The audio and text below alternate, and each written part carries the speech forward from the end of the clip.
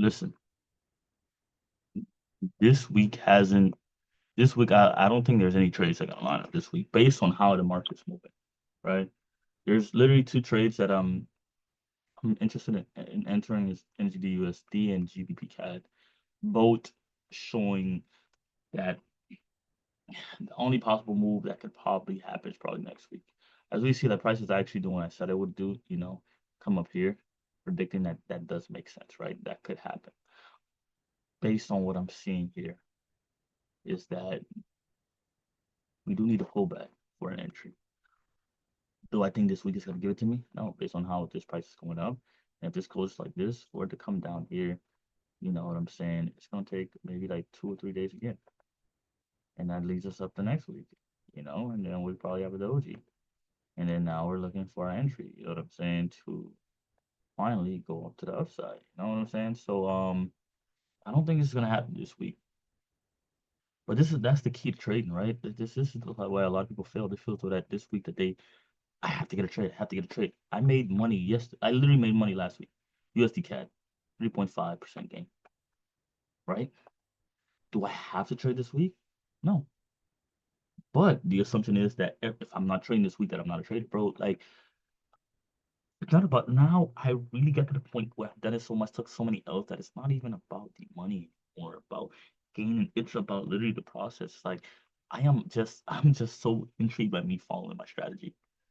And some people are not ready for that. You know what I'm saying? This is too little like you have to come to the point where the strategy is superior to everything. And the only thing that matters to you is the strategy. And there's a lot of people out there that they're just focusing on making money. And that's what's destroying them because they're so focused on making money that they don't allow themselves time to be able to be profitable because they're so focused on making money that they're not following the process and what it entails for them, you know? So if you really want to be profitable, the idea is to follow your strategy, focus upon that, um, and within that, then you can able to see some gains. So this week, I'm okay with that. I know that this week I'm not going to take a trade. Can it be made available? Of course it can. Based on what I'm seeing logically, it is not going to be made available. Logically, based on what I'm seeing. You know what I'm saying? So, and I'm okay with that.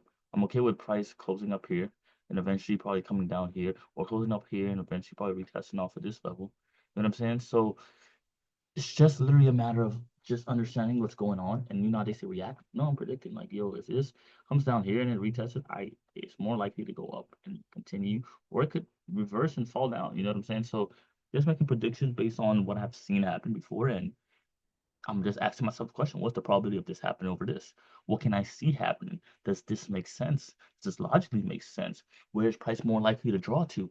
Okay, is this like a breakout, or is this like a legit retracement? You know what I'm saying? Understanding those questions, asking those questions out loud based on the weekly. I'm saying like, okay, cool. What makes the most sense? Where is price going? If it's not obvious where price is going on the weekly, then I'm straight. That's like me gambling.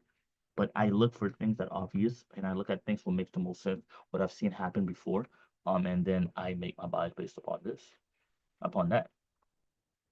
So yeah, being able to understanding that, okay, let's just say even with this price comes down, as you understand after a pin bar or doji, after price is selling off, it usually takes after one, I need at least one candle closure after the rejection, 1 week's closure, closure. So this happens I have one move at least closed, and then I could look for a sell. So I can't just sell automatically after. You know what I'm saying? Usually reverse, come here, give me a few more candles, drop. Come down here, give me a few more candles, drop. So understanding little simple things like that could allow you to become a better trader because you understand that this is what most likely to happen. You know what I'm saying? So man, I'm just understanding these things as time goes and making sense of it and gaining knowledge to become profitable using these steps and stuff like that. So no trades this week. No possible trades this week based on what I'm seeing, man.